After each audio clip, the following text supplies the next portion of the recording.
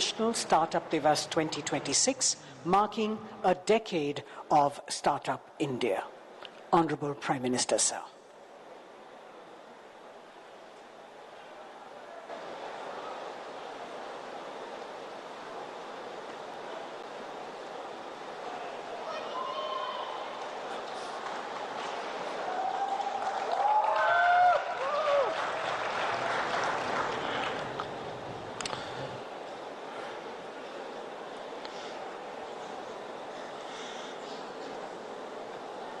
मंत्रिमंडल के मेरे साथी पीयूष गोयल जी, देश भर से आए स्टार्टअप इकोसिस्टम के मेरे दोस्तों, अन्य महानुभाव, देवी और सज्जनों, आज हम सब एक बहुत खास अवसर पर यहां एकत्रित हुए हैं। नेशनल स्टार्टअप डे का ये अवसर स्टार्टअप फाउंडर्स और इनोवेटर्स का ये समूह मैं अपने सामने नए और विकसित होते भारत का भविष्य देख रहा हूं।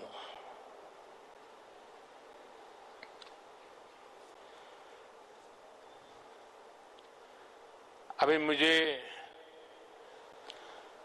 कुछ स्टार्टअप की दुनिया के लोगों से उनके कुछ अचीवमेंट थे, उनके जो प्रयोग थे, उसे देखने का अवसर मिला। कुछ साथियों को सुनने का अवसर मिला। एग्रीकल्चर में काम कर रहे स्टार्टअप, फिनटेक, मोबिलिटी का सेक्टर, हेल्थ और सस्टेनेबिलिटी का फील्ड, आपके जो आइडियाज है वो सिर्फ मुझे नहीं, हर किसी को इम्प्रेस करने वाला है।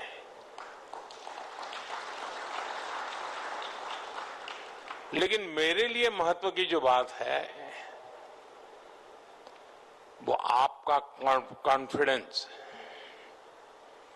और आपके एम्बिशंस, ये मुझे ज्यादा इंप्रेसिव लगे हैं।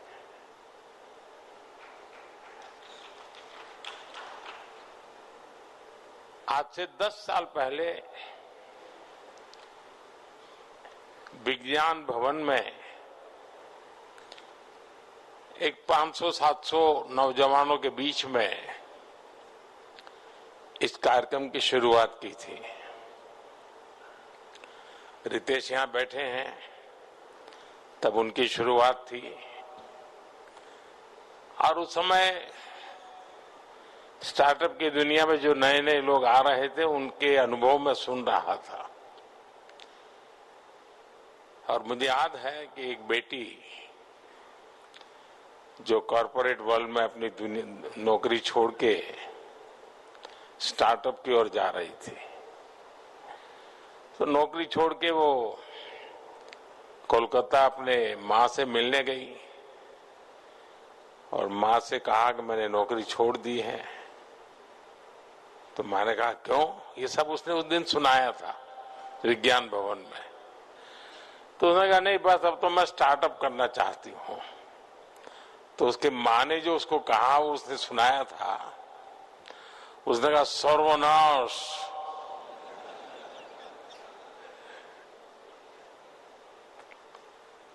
ये तुम बर्बादी के रास्ते पर क्यों जा रही हो? स्टार्टअप के संबंध में ये सोच हमारे देश में थी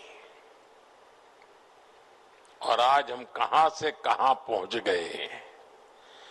विज्ञान भवन से आज भारत मंडपम में जगह नहीं है।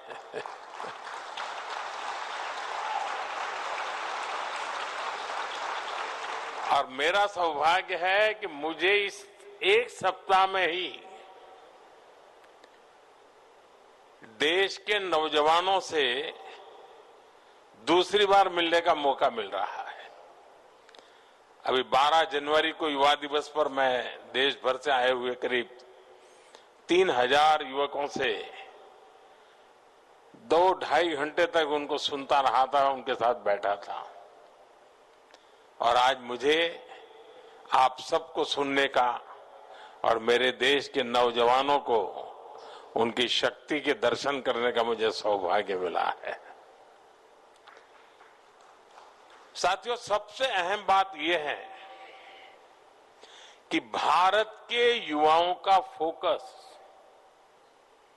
रियल प्रॉब्लम सॉल्व करने पर है। हमारे वो यंग इनोवेटर्स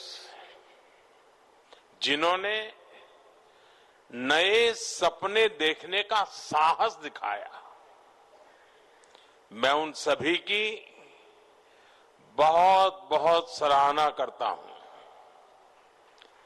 साथियों, आज हम स्टार्टअप इंडिया के 10 साल पूरे होने का माइलस्टोन सेलिब्रेट कर रहे हैं। 10 साल की ये जर्नी सिर्फ एक सरकारी स्कीम की सक्सेस स्टोरी नहीं है, ये आप जैसे हजारों लाखों सपनों की जर्नी है। ये कितनी ही कल्पनाओं के साकार होने की यात्रा है। आप याद करिए, 10 साल पहले हालत क्या थे। इंडिविजुअल एफर्ट्स और इनोवेशन के लिए बहुत गुंजाइश ही नहीं थी। हमने उन परिस्थितियों को चैलेंज किया, हमने स्टार्टअप इंडिया प्रोग्राम लॉन्च किया, हमने युवाओं को खुला आसमान दिया और आज नतीजा हमारे सामने है। सिर्फ 10 साल में स्टार्टअप इंडिया मिशन एक रिवॉल्यूशन बन चुका है। भारत आज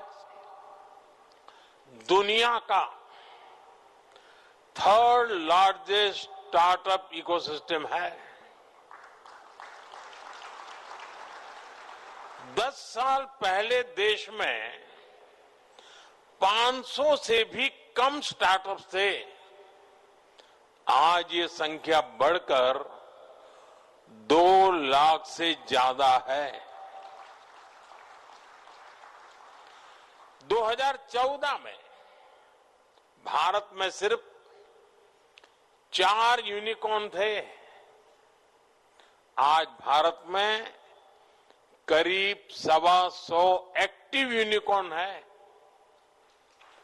दुनिया भी आज इस सक्सेस स्टोरी को हैरानी से देख रही है। आने वाले समय में जब भारत की स्टार्टअप जर्नी की बात होगी तो यहां इस हॉल में बैठे कितने ही युवा खुद में एक ब्राइट केस स्टडी बनने वाले हैं। और साथियों, मुझे ये देखकर और भी अच्छा लगता है कि स्टार्टअप इंडिया का मोमेंटम लगातार तेज हो रहा है। आज के स्टार्टअप यूनिकॉर्न बन रहे हैं, यूनिकॉर्न अपने आईपीओ लॉन्च कर रहे हैं, ज्यादा से ज्यादा जॉब क्रिएट कर रहे हैं। पिछले ही साल यानी 2025 में करीब 44,000 और नए स्टार्टअप रजिस्टर हुए हैं। ये स्टार्टअप इंडिया की शुरुआत के बाद किसी एक साल के सबसे बड़ा जंप है। ये आंकड़े इस बात के गवाह है कि हमारे स्टार्टअप इकोसिस्टम इनोवेशन और ग्रोथ को किस तरह ड्राइव कर रहे हैं। साथियों, मुझे बहुत खुशी है कि स्टार्टअप इंडिया ने देश में एक नए कल्चर को जन्म दिया है।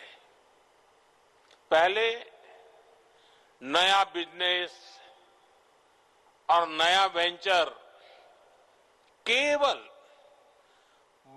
बड़े बड़े घरानों के बच्चे ही लेकर आते थे, क्योंकि उन्हें ही आसानी से फंडिंग मिलती थी, सपोर्ट मिलता था। मिडिल क्लास और गरीब के ज्यादातर बच्चे केवल नौकरी का सपना देख पाते थे, लेकिन स्टार्टअप इंडिया प्रोग्राम ने इस सोच को बदल दिया।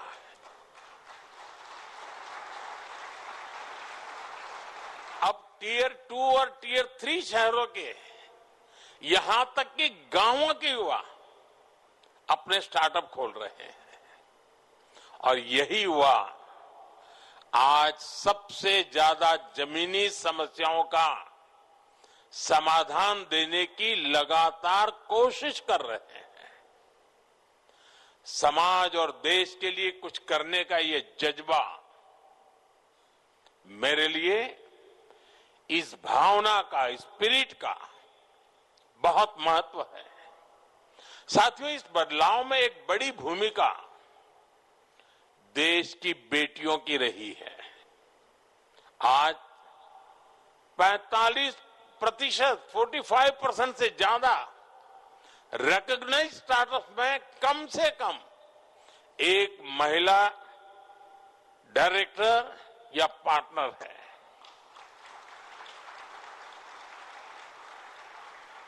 विमेन लेड स्टार्टअप फंडिंग के मामले में भारत दुनिया का दूसरा सबसे बड़ा इकोसिस्टम बन चुका है। स्टार्टअप्स का ये इंक्लूसिव मोमेंटम भारत के सामर्थ्य को और बढ़ा रहा है। साथियों, आज देश स्टार्टअप रिवॉल्यूशन में अपना भविष्य देख रहा है। अगर मैं आपसे पूछूं कि स्टार्टअप इतने मायने क्यों रखते हैं, तो शायद आप सबके अलग अलग जवाब होंगे। कोई कहेगा भारत दुनिया का सबसे युवा देश है, इसलिए स्टार्टअप्स के लिए अपॉर्चुनिटीज हैं। किसी का उत्तर होगा भारत दुनिया की सबसे तेजी से ग्रो कर रही मेजर इकोनॉमी है, इसलिए स्टार्टअप्स के लिए नए अवसर हैं। कोई कहेगा आज देश वर्ल्ड क्लास इंफ्रास्ट्रक्चर बना रहा है, भारत में नए नए सेक्टर्स उभर रहे हैं, इसलिए स्टार्टअप सिस्टम भी आगे बढ़ रहा है। ये सारे जवाब, ये सारे तथ्य सही है, लेकिन एक बात जो मेरे दिल को छूती है वो है स्टार्टअप स्पिरिट। मेरा देश का नौजवान आज कंफर्ट जोन में अपनी जिंदगी गुजारने के लिए तैयार नहीं है। उसे घिसी पीटी लीक पर चलना मंजूर नहीं है। वो अपने लिए नए रास्ते खुद बनाना चाहता है, क्योंकि उसे नई मंजिलें चाहिए, नए मुकाम चाहिए। और साथियों, नई मंजिलें मिलती कैसे हैं? उसके लिए हमें परिश्रम की पराकाष्ठा करके दिखानी होती है। और इसलिए हमारे यहां कहा जाता है, उद्यमेन ही सिद्ध्यन्ति कार्याणि न मनोरथै। अर्थात कार्य उद्यम से सिद्ध होते हैं, केवल मनोरथ करने से नहीं होता। और उद्यम के लिए पहली शर्त है साहस। आप सबने यहां तक पहुंचने के लिए कितना साहस किया होगा, कितना कुछ दांव पर लगाया होगा। पहले देश में रिस्क टेकिंग को डिस्करेज किया जाता था, लेकिन आज रिस्क टेकिंग मेन स्ट्रीम बन गया है। मंथली सैलरी से आगे सोचने वाले को अब केवल एक्सेप्ट ही नहीं, लेकिन अब उसे रिस्पेक्ट किया जाता है। जिन रिस्क टेकिंग आइडियाज को पहले लोग फ्रिंज मानते थे, वो अब फैशन बन रहा है। साथियों, रिस्क टेकिंग पर मैं खास तौर जोर देता रहा हूं, क्योंकि ये मेरी भी पुरानी आदत है। जो काम कोई करने के लिए तैयार नहीं होता, ऐसे काम जो दशकों से पहले की सरकारों ने नहीं छुए, क्योंकि उनमें चुनाव हारने का, कुर्सी जाने का डर था। जिन कामों के लिए लोग आकर कहते थे ये बहुत पॉलिटिकल रिस्क है, मैं उन कार्यों को अपना दायित्व समझकर जरूर करता हूं। आपकी तरह ही मेरा भी मानना है, जो काम देश के लिए जरूरी है वो किसी न किसी को तो करना ही होगा, किसी को तो रिस्क लेना ही होगा। नुकसान होगा तो मेरा होगा, लेकिन अगर फायदा होगा तो मेरे देश के करोड़ों परिवारों को फायदा होगा। साथियों, पिछले 10 वर्षों में देश में एक ऐसा इकोसिस्टम तैयार हुआ है जो इनोवेशन को बढ़ावा देता है। हमने स्कूलों में अटल टिंकरिंग लैब बनाई ताकि वहां बच्चों में इनोवेशन की प्रवृत्ति बने। हमने हैकेथॉन शुरू किए ताकि हमारे युवा देश की समस्याओं के समाधान दे सके। हमने इंक्यूबेशन सेंटर्स बनाए ताकि संसाधनों की कमी से आइडियाज की डेथ न हो। साथियों, एक समय में कॉम्प्लेक्स कंप्लायंसेस, लंबी अप्रूवल साइकिल्स और इंस्पेक्टर राज का डर, ये इनोवेशन की सबसे बड़े रुकावट थे। इसलिए हमने ट्रस्ट और ट्रांसपेरेंसी का माहौल बनाया। जन विश्वास एक्ट के तहत 180 से ज्यादा प्रोविजंस को डीक्रिमिनलाइज किया गया है। हमने आपका समय बचाया ताकि आप इनोवेशन पर फोकस कर सकें। आपका समय लिटिगेशन में बर्बाद न हो। खासतौर पर स्टार्टअप्स के लिए कई लॉज में सेल्फ सर्टिफिकेशन की सुविधा दी गई। मर्जर और एग्जिट को आसान बनाया गया। साथियों, स्टार्टअप इंडिया केवल एक स्कीम नहीं, बल्कि एक रेनबो विजन है। ये अलग अलग सेक्टर्स को नई अपॉर्चुनिटी से जोड़ने का जरिया है। आप देखिए, डिफेंस मैन्युफैक्चरिंग, पहले क्या स्टार्टअप एस्टैब्लिश प्लेयर्स के साथ कंपटीशन की कल्पना भी कर सकते थे क्या? आईडेक्स के जरिए हमने स्ट्रेटेजिक सेक्टर्स में स्टार्टअप्स के लिए प्रोक्योरमेंट के नए रास्ते खोले। स्पेस सेक्टर, जो पहले पूरी तरह प्राइवेट पार्टिसिपेशन के लिए बंद था, उसे भी अब ओपन कर दिया गया है। आज लगभग 200 स्टार्टअप्स स्पेस सेक्टर में काम कर रहे हैं। इन्हें ग्लोबल मान्यता भी मिल रही है। इसी तरह ड्रोन सेक्टर को देखिए, सालों तक इनेबलिंग फ्रेमवर्क के अभाव के कारण भारत काफी पीछे छूट गया। हमने आउटडेटेड रूल्स हटाए, इनोवेटर्स पर भरोसा किया। साथियों, पब्लिक प्रोक्योरमेंट हमने जेम यानी गवर्नमेंट ई मार्केट प्लेस के जरिए मार्केट एक्सेस को बढ़ाया है। आज करीब 35,000 स्टार्टअप्स और स्मॉल बिजनेसेस जेम पर ऑनबोर्डेड हैं।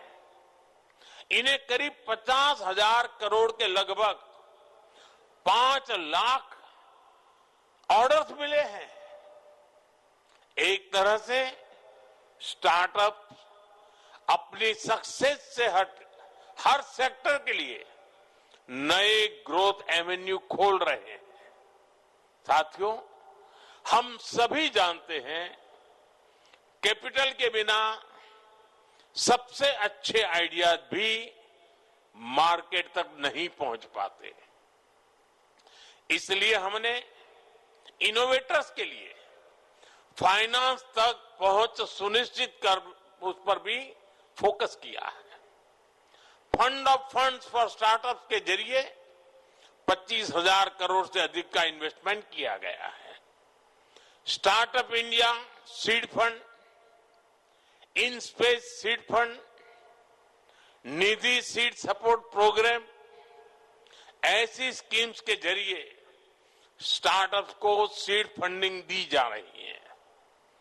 क्रेडिट एक्सेस बेहतर बनाने, इसके लिए हमने क्रेडिट गारंटी स्कीम भी शुरू की ताकि कोलेटरल की कमी क्रिएटिविटी के रास्ते में बाधा न बने।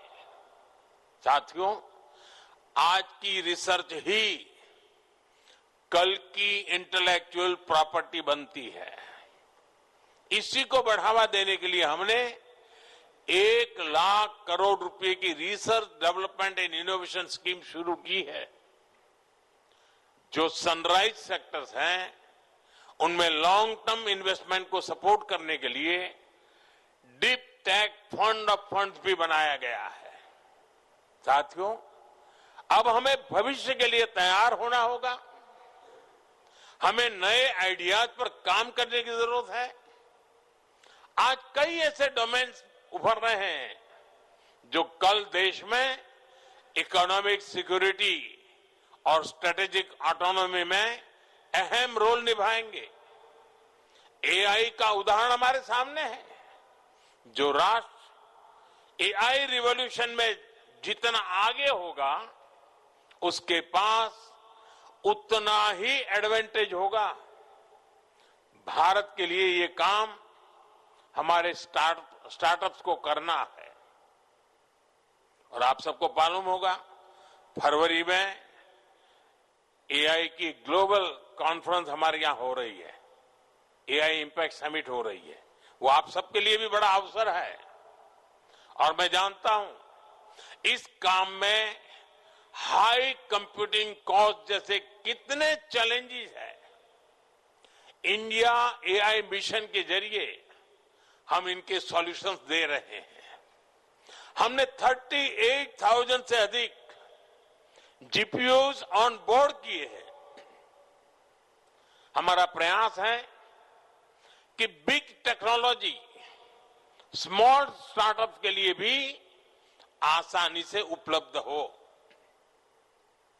हम ये भी सुनिश्चित कर रहे हैं कि इंडिजीनियस एआई भारतीय प्रतिभाओं द्वारा भारतीय सर्वर्स पर ही तैयार हो। इसी तरह के प्रयास semiconductors, data centres, green hydrogen और कई अन्य सेक्टर्स में भी किए जा रहे हैं। साथियों, जैसे जैसे हम आगे बढ़ रहे हैं, हमारी एम्बिशन सिर्फ पार्टनरशिप की नहीं रहनी चाहिए। हमें ग्लोबल लीडरशिप का लक्ष्य रखना होगा। आप नए आइडियाज पर काम करें, प्रॉब्लम्स को सॉल्व करें। बीते दशकों में हमने डिजिटल स्टार्टअप में, सर्विस सेक्टर में काफी शानदार काम किया है। अब समय है कि हमारे स्टार्टअप मैन्युफैक्चरिंग पर ज्यादा ध्यान दें। हमें नए प्रोडक्ट्स बनाने होंगे, हमें दुनिया के बेस्ट क्वालिटी के प्रोडक्ट्स बनाने होंगे। टेक्नोलॉजी में भी यूनिक आइडियाज पर काम करके लीड लेनी होगी। भविष्य इसी का है। मैं आपको भरोसा देता हूं, आपके हर प्रयास में सरकार आपके साथ खड़ी है। मुझे आपकी क्षमता पर गहरा विश्वास है। आपके करेज, कॉन्फिडेंस और इनोवेशन से भारत का भविष्य शेप ले रहा है। पिछले 10 वर्षों ने देश की क्षमताओं को साबित किया है। हमारा लक्ष्य होना चाहिए, आने वाले 10 वर्षों में भारत नए स्टार्टअप ट्रेंड्स और टेक्नोलॉजी में दुनिया का नेतृत्व करे। मैं एक बार फिर आप सभी को बहुत बहुत शुभकामनाएं देता हूं। बहुत बहुत धन्यवाद।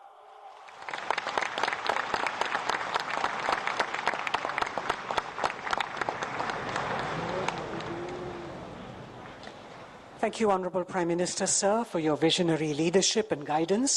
Ladies and gentlemen,